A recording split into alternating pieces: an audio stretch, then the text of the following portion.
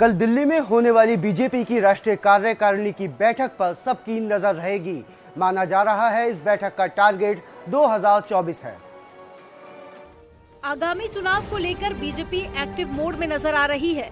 इसी कड़ी में सोमवार को दिल्ली में बीजेपी के राष्ट्रीय कार्यकारिणी की बैठक होगी।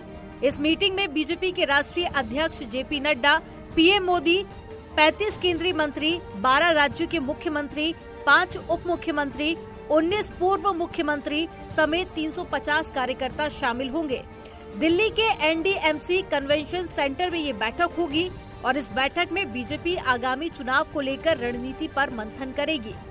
साथ ही 2024 के लोकसभा चुनाव को लेकर भी बीजेपी अहम रणनीति बनाएगी। आपको बता दें कि 2023 में बीजेपी धीरे धीरे अब फुल फॉर्म में आने लगी है, क्योंकि मिशन बड़ा है। विकास के पथ पर जम्मू कश्मीर, उसमें क्या क्या बातें हो रही है, आतंकवादी घटनाएं कैसे कमी हुई है, उसकी जानकारी होगी। पैनल 5 में हमारी मुस्लिम बहनों को लेकर जो विषय हुए उस पर क्या फीडबैक क्या है। बसपा सुप्रीमो मायावती ने आज अपने जन्मदिन के मौके पर विपक्षी पार्टियों पर जमकर निशाना साधा। दरअसल आज वो लखनऊ में अपने जन्मदिन के मौके पर प्रेस कॉन्फ्रेंस कर रही थी। उस दौरान उन्होंने जमकर सियासी हमले किए। उत्तर प्रदेश की 4 बार मुख्यमंत्री रह चुकी बीएसपी सुप्रीमो मायावती ने अपने 67वें जन्मदिन के अवसर पर लखनऊ में प्रेस कॉन्फ्रेंस की। बीएसपी अध्यक्ष ने अपने जन्मदिन के मौके पर आगामी चुनाव के प्लान का ऐलान किया। इस मौके पर मायावती बीजेपी, कांग्रेस और समाजवादी पार्टी पर भी जमकर बरसीं। उन्होंने आरोप लगाया कि जातिवादी मानसिकता वाली राजनीतिक पार्टियों ने हथकंडे अपनाकर बीएसपी को सत्ता में आने से रोका है। मायावती ने कहा कि बीएसपी इस साल होने वाले सभी विधानसभा चुनाव और 2024 का लोकसभा चुनाव के लिए लड़ेगी। इस दौरान मायावती ने केंद्र सरकार और चुनाव आयोग से मांग की कि चुनाव ईवीएम से नहीं कराकर बैलेट पेपर से कराए जाएं। कि अब यहाँ आगे सभी छोटे बड़े चुनाव पूर्व की तरह सीधे बैलेट पेपर से ही कराए जाए। बीएसपी के मुख्य चुनाव आयोग से तथा केंद्र की सरकार से भी ये पुरजोर मांग सलाह दी है। इन्वेस्टर समिट को लेकर सरकार फुल फॉर्म में है। कैबिनेट मंत्री भी भाग दौड़ कर रहे हैं। आज प्रयागराज में कार्यक्रम का आयोजन किया गया, जिसमें नंद गोपाल नंदी शिरकत करने पहुंचे। प्रयागराज में इन्वेस्टर समिट को लेकर रोड शो का आयोजन किया गया। इलाहाबाद मेडिकल एसोसिएशन सभागार में कार्यक्रम का आयोजन हुआ, जिसमें यूपी के औद्योगिक विकास मंत्री नंद गोपाल गुप्ता नंदी ने बतौर मुख्य अतिथि शिरकत की। प्रयागराज में इन्वेस्टर समिट में 33,307 करोड़ का MOU साइन हुआ। इस मौके पर कैबिनेट मंत्री ने कहा कि यूपी की कानून व्यवस्था बेहतर है, साथ ही एयर कनेक्टिविटी और रोड कनेक्टिविटी प्रदेश में बेहतर हुई है। वाराणसी से हल्दिया तक वाटर कनेक्टिविटी भी है। नंदी ने कहा कि यूपी उत्तम प्रदेश बना है और सर्वोत्तम प्रदेश बनने की ओर अग्रसर है। सूबे के कैबिनेट मंत्री नंद गोपाल नंदी ने दावा किया कि यूपी में हो रहे निवेश का सीधा लाभ प्रदेश की जनता को मिलेगा। माननीय प्रधानमंत्री आदरणीय श्री नरेंद्र मोदी जी के मार्गदर्शन में, माननीय मुख्यमंत्री योगी आदित्यनाथ जी के नेतृत्व में 2017 से 2022 में उत्तर प्रदेश उत्तम प्रदेश बना है, अब सर्वोत्तम प्रदेश बनने की ओर अग्रसर है। अभी हम लोगों ने मुख्यमंत्री जी के नेतृत्व में मंत्री समूह ने दुनिया के 16 देश और 21 सिटी में दौरे किए। उसमें 7,12,000 करोड़ रुपए के MOU हमें प्राप्त हुए। फिर जब हम लोगों ने माननीय मुख्यमंत्री जी को इसकी रिपोर्ट सौंपी, तो उन्होंने जो देश के घरेलू रोड शो के लिए प्लान किया, तो उसमें मुंबई वो स्वयं गए, हम लोग भी साथ में गए। टाटा, बिरला, अंबानी, अडानी, गोदरेज, इस तरह के जो देश के बड़े उद्योग घराने हैं, सभी ने जो प्रस्ताव दिए वो 5 लाख करोड़ से ज्यादा के। नेपाल में हुए विमान हादसे में 60 से ज्यादा लोगों की जान चली गई। विमान ने सुबह 10:30 बजे काठमांडू से उड़ान भरी थी। मरने वालों में 5 भारतीय भी शामिल हैं। नेपाल विमान हादसे से जुड़ा एक वीडियो वायरल हो रहा है। ये वीडियो हादसे से ठीक पहले बताया जा रहा है। हादसे से पहले फेसबुक लाइव का वीडियो वायरल हुआ है। बताया जा रहा है कि फेसबुक लाइव के कुछ सेकंड के बाद ही विमान हादसे का शिकार हो गया था। विमान क्रैश में जिन 5 भारतीयों की मौत हुई है, वो पांचों यूपी के गाजीपुर के रहने वाले थे। पांचों युवक 13 जनवरी को नेपाल घूमने गए थे और संजय जायसवाल, सोनू जायसवाल, अनिल कुमार, राजभर, अभिषेक कुशवाहा और विशाल शर्मा इस हादसे का शिकार हुए हैं। मृतक सिपाहा धरवा और अलावलपुर गांव के रहने वाले बताए जा रहे थे और इस हादसे के बाद से परिवार सदमे में है। आपको बता दें कि रविवार को सुबह नेपाल में यति एयरलाइंस के विमान में 68 यात्रियों में से 53 नेपाली, 5 भारतीय, 4 रूसी और 1 आयरिश और 2 कोरियन, 1 अफगानी और 1 फ्रेंच नागरिक था। इनमें 3 नवजात और 3 बच्चे भी शामिल हैं। कासगंज में एक बड़ा हादसा हो गया जहां निर्माणाधीन दीवार गिर गई और दीवार गिरने से इलाके में हड़कंप जैसी स्थिति निर्मित हो गई। कासगंज में निर्माणाधीन दीवार गिरने से बड़ा हादसा हुआ है। मलबे में दबने से 2 सगी बहन और भाई की मौत हो गई, जिससे आसपास हड़कंप मच गया। जबकि हादसे में पिता गंभीर रूप से घायल हुआ है। घायलों का रेस्क्यू कर अस्पताल में भर्ती करवाया गया। घायल शख्स की हालत काफी गंभीर बनी हुई है, जिसकी वजह से घायल को फर्रुखाबाद अस्पताल रेफर किया गया। पटियाली थाना क्षेत्र के नीवलपुर गांव में हादसा हुआ है, जहां अचानक से निर्माणाधीन दीवार भरभरा कर गिर गई। सहारनपुर में पुलिस की गाड़ी गश्त के दौरान पलट गई और उसमें 3 पुलिसकर्मी घायल हो गए। सहारनपुर में पुलिसकर्मियों की गाड़ी पलटने से आसपास हड़कंप मच गया। ये हादसा उस वक्त हुआ जब 3 पुलिसकर्मी गश्त पर निकले थे। सामने से आ रहे बाइक सवार को बचाने के चक्कर में पुलिस वालों की गाड़ी पलट गई। पुलिस की गाड़ी को पलटा देख वहां मौजूद लोगों ने बमुश्किल घायल पुलिसकर्मियों को गाड़ी से बाहर निकाला, जिसके बाद गाड़ी पलटने की सूचना थाना सरसावा पुलिस को दी गई। मौके पर पहुंची पुलिस ने घायल पुलिसकर्मियों को सरकारी चिकित्सालय लाया गया। घटना सरसावा थाना के मेडिकल कॉलेज चौकी की है। थाना सरसावा की पुलिस चौकी है पिलखनी का स्टाफ रात्रि नियमित गश्त पे था, तो गाड़ी के गश्त के समय पे गाड़ी अपनी मोबाइल थी। एक व्यक्ति बाइक पे अचानक गाड़ी के सामने आ गया, गाड़ी डिस्बैलेंस होकर के साइड में गिर गई है। इसमें 3 जवानों के चोट आई है, इसमें 2 हेड कांस्टेबल जवान सिपाही है। जालौन पुलिस और एसओजी ने बाइक चोर गिरोह का पर्दाफाश किया है। 3 शातिर सलाखों के पीछे पहुंच गए हैं। जालौन पुलिस और एसओजी टीम ने बाइक चोर गैंग के 3 सदस्यों को गिरफ्तार किया है, जिसमें 2 मध्य प्रदेश और 1 शातिर यूपी का ही रहने वाला है। पुलिस ने इनके पास से चोरी की 11 बाइक बरामद की है। एसपी ने इस पूरे मामले का खुलासा किया। मामला कोतवाली क्षेत्र का है, जहां काफी समय से मोटरसाइकिल चोर गैंग सक्रिय था, जिसको पकड़ने के लिए कोतवाली पुलिस और एसओजी टीम लगातार काम कर रही थी। मुखबिर की सूचना पर एसओजी टीम और पुलिस ने घेराबंदी कर गैंग के 3 शातिरों को दबोच लिया। पुलिस के मुताबिक गैंग के 2 सदस्य अभी भी फरार हैं, जिनकी तलाश की जा रही है। कोतवाली जालौन के द्वारा और एसओजी जालौन के द्वारा बहुत ही अच्छा कार्य किया गया है। इसमें एक बहुत ही शातिर गैंग पकड़ा गया है, जिसमें 3 अभियुक्त गिरफ्तार किए गए हैं। गाजीपुर पुलिस को सफलता हाथ पाई। इसमें 6 शातिर चोर पकड़े गए, जिन पर नकली नोट बनाने का आरोप था। गाजीपुर पुलिस ने नकली नोट छापने की फैक्ट्री का पर्दाफाश किया है। इस दौरान पुलिस ने 6 बदमाशों को गिरफ्तार किया। पुलिस ने जाली करेंसी छापने में इस्तेमाल प्रिंटर और पेपर भी बरामद किया है। पुलिस को शातिरों से 2,10,800 के जाली नोट भी बरामद हुए हैं। बताया जा रहा है कि पकड़े गए बदमाश गाजीपुर के रहने वाले हैं और इन्होंने शहर के आरटीआई ग्राउंड के पास जाली करेंसी तैयार करने का ठिकाना बना रखा था। पकड़ा गया गैंग का नेटवर्क बिहार झारखंड तक था। इस गैंग का सरगना और मास्टरमाइंड बिहार का रहने वाला है, जो अभी तक पुलिस की पकड़ से दूर है, जिसकी तलाश की जा रही है। पिछले दिनों काफी शिकायतें प्राप्त हो रही थी कि नकली नोटों का प्रचलन चल रहा है। इस पे हमारी टीमें काम कर रही थी।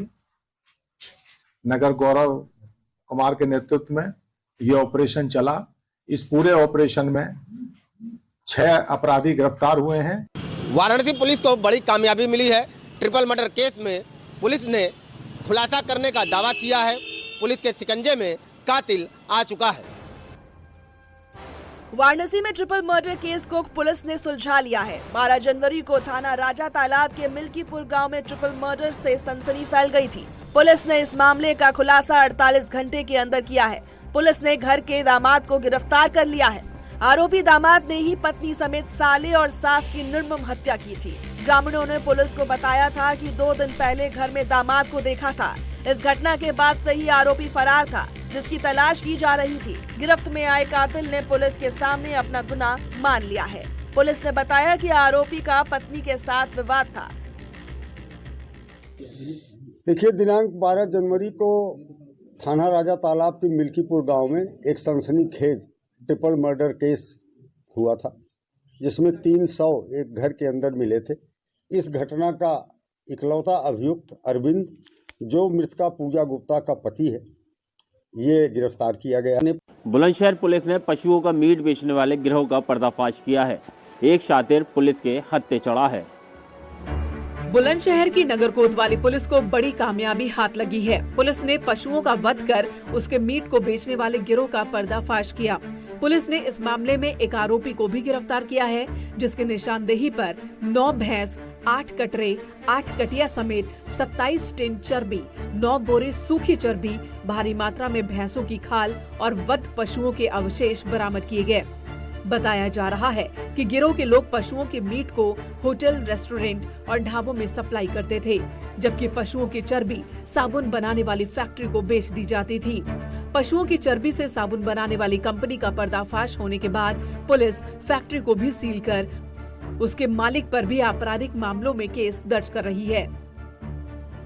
जो ये प्रोडक्ट्स निकलते हैं, जैसे चमड़ी कहीं जाती है, वसा कहीं जाता है, जो मीट है वो कहीं जाता है, ये सारा अनहाइजेनिक तरीके से इनकी स्लॉटरिंग हो रही थी। इसका पूरा डिस्पोजल लोगों के स्वास्थ्य को नुकसान पहुंचाते हुए खुले में किया जा रहा था। तो ये इसको हम फॉलो अप करेंगे। कानपुर में 7 आरोपियों को सलाखों के पीछे भेजा गया। बमबाजी के मामले में पुलिस ने इन पर शिकंजा कसा। कानपुर के संजय गांधी नगर इलाके में हुई बमबाजी के मामले में पुलिस ने 7 आरोपियों को गिरफ्तार किया है। पुलिस के मुताबिक इन आरोपियों पर गुंडा एक्ट और गैंगस्टर के तहत कार्रवाई की जाएगी। आपको बता दें, हनुमंत विहार थाना क्षेत्र के संजय गांधी नगर में शनिवार रात जमकर तांडव हुआ। आरोपों के मुताबिक दबंगों ने मोहल्ले में ताबड़तोड़ बम जलाए और पथराव कर दिया, जिसमें कई लोग जख्मी हो गए। सूचना पर पहुंची पुलिस के आते ही हमलावर मौके से भाग निकले। लोगों ने दबंगों की दबंगई का वीडियो बनाकर सोशल मीडिया पर वायरल कर दिया, जिसके बाद आला अधिकारियों ने मामले का संज्ञान लिया और आरोपियों पर गंभीर धाराओं में केस दर्ज कर आरोपियों की तलाश शुरू कर दी गई। कल हनुमंत विहार थाना क्षेत्र से संबंधित एक वीडियो वायरल हुआ, जिसमें कुछ व्यक्ति पथराव और बमबाजी करते हुए दिख रहे हैं। इस वीडियो की जांच की गई। इसमें आगे अन्य भी कठोर जो निरोधात्मक कार्रवाई है पुलिस के द्वारा की जाएगी। बाराबंकी में बाबा का बुलडोजर चलने से माफियाओं में हड़कंप है। बुलडोजर चलाकर 400 बीघा जमीन कब्जा मुक्त कराई गई है। बाराबंकी जिले में करीब 400 बीघा जमीन कब्जा मुक्त कराई गई है। मामले में अवैध कब्जेदारों समेत 6 लोगों के खिलाफ टिकैत नगर थाने में 4 लोगों पर केस भी दर्ज कराए गए हैं, जिसमें सही जानकारी न देने और तथ्यों को छिपाने पर लेखपाल भानु प्रताप और राजस्व निरीक्षक पन्ना लाल के खिलाफ हुई कार्रवाई भी शामिल है। बता दें कि तहसील रामस्नेही घाट के बसंतपुर गांव में हाल ही में 2000 बीघे जमीन को दबंगों से छुड़ाया गया था। एडीएम ने बताया कि अवैध जमीन से कब्जा हटाने का कार्य बराबर चल रहा है। प्रशासन की इस कार्रवाई के बाद माफिया में हड़कंप मचा है। देखिए, रामस्नेही घाट के बसंतपुर गांव में भूमाफिया के द्वारा लगभग 2000 बीघे विभिन्न पट्टेदारों के विभिन्न गांव के लोगों का कब्जा कर रखा गया था, जिसको प्रशासन के द्वारा कब्जा मुक्त करने की कार्रवाई कराई गई है। जोशीमठ में हालात ठीक नहीं हैं।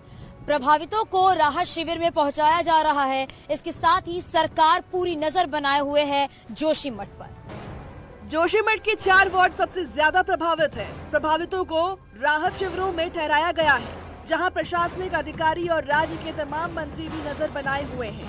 पिछले 4 दिनों में मंत्री धन सिंह रावत भी जोशीमठ में मौजूद है। राहत शिविर में पहुंचकर उन्होंने प्रभावितों के साथ बैठकर भोजन किया। वहीं उन्होंने कहा कि सरकार ने सभी लोगों को सुरक्षित स्थान पर ठहरा दिया है। सभी के लिए उचित व्यवस्था की जा रही है। बता दें कि जोशीमठ संकट के बाद से राज्य और केंद्र सरकार की लगातार नजर बनी हुई है। सरकार ने स्थानीय लोगों को हर संभव मदद का भरोसा दिलाया है। कुछ दिन पहले भी सीएम धामी यहां पहुंचे थे और एक रात जोशीमठ में गुजारी थी। देखिए, मैं 4 दिन से लगातार यहाँ प्रभावितों के बीच में और मैं ये कह सकता हूँ कि जितने प्रभावित लोग, हमारी सबसे इंडिविजुअली बात हुई, लोग सरकार के निर्देश से और बड़ी बात यह है कि सरकार पूरे जोशीमठ की जनता के साथ खड़ी है। श्रद्धालुओं ने आज बाबा गोरखनाथ को आस्था की खिचड़ी चढ़ाई। मकर संक्रांति के पावन पर्व पर बड़ी संख्या में गोरक्षनाथ मंदिर में श्रद्धालु पहुंचे हुए थे। महाराजगंज स्थित नाथ संप्रदाय गुरु गोरक्षनाथ मंदिर में रविवार को मकर संक्रांति के मौके पर भारी संख्या में श्रद्धालुओं ने बाबा गोरखनाथ को आस्था की खिचड़ी चढ़ाई। मंदिर में दिन भर श्रद्धालुओं का तांता लगा रहा। हजारों की संख्या में उपस्थित श्रद्धालुओं ने महायोगी गुरु गोरखनाथ का दर्शन कर खिचड़ी चढ़ाई और मंदिर से प्रसाद प्राप्त किया। नाथ संप्रदाय का ये मंदिर इस जिले में मिनी गोरख धाम के नाम से प्रसिद्ध है। मान्यता है कि गुरु गोरक्षनाथ ने चौक आकर कुछ दिनों तक तपस्या पूरी की थी। गुरु गोरखनाथ की मूर्ति की स्थापना और प्राण प्रतिष्ठा के बाद से यहाँ हर साल मकर संक्रांति के मौके पर 15 दिनों का मेला लगता है। खिचड़ी का पर्व बहुत ही आस्था का पर्व रहा है और काफी श्रद्धालुओं की भीड़ होती है। लाखों की संख्या में श्रद्धालु आते हैं आसपास के जिलों से, जैसे महाराजगंज से, गोरखपुर से और नेपाल तक के श्रद्धालु यहाँ पे आते हैं और लाखों लोगों की मनोकामनाओं को गोरखनाथ महाराज पूरा करते हैं। प्रयागराज में माघ मेले की रौनक दिखाई दे रही है। अरैल में टेंट सिटी बसाई गई है। आज कैबिनेट मंत्री नंद गोपाल गुप्ता नंदी ने इसका उद्घाटन किया। संगम की रेती पर आयोजित हो रहे माघ मेले में पहली बार कुंभ की तर्ज पर टेंट सिटी बसाई गई है।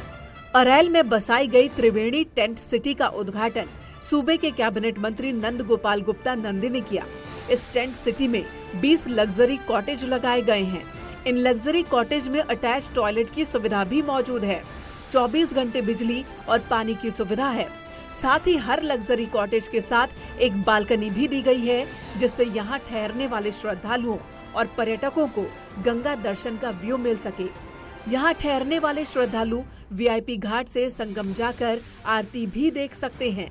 मेला अधिकारी के मुताबिक ये टेंट सिटी 16 जनवरी से 18 फरवरी तक संचालित होगी, जिसमें कोई भी व्यक्ति यूपी टूरिज्म की वेबसाइट पर जाकर या सीधे इस टेंट सिटी में आकर अपनी बुकिंग करवा सकता है। पावन माघ मेले में पहली बार अरैल क्षेत्र में हम लोगों ने टेंट सिटी बसाई है। इसमें 20 टेंट होंगे जो कि रेंट बेसिस पे हम लोग इसकी बुकिंग करेंगे। इसकी जो बुकिंग होगी जो हमारा यूपी टूरिज्म साइट से बुक किया जा सकेगा।